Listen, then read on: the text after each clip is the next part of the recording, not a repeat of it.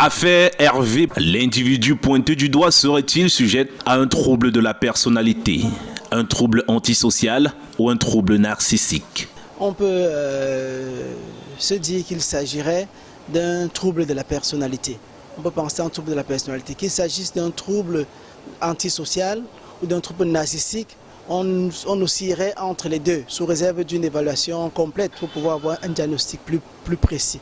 Les accusations et témoignages qui pullulent sur la toile décrivent un individu agressif et misogyne à la limite.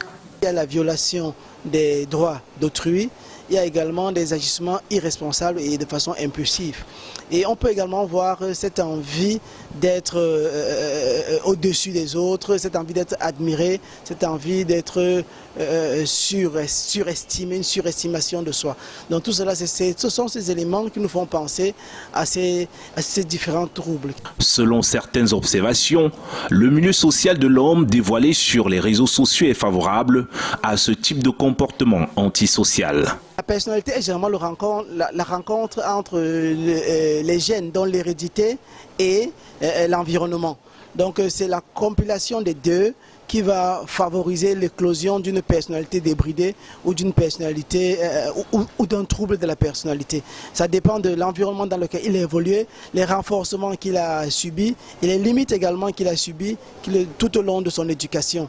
Et ça favorise donc l'émergence de ce type de personnalité.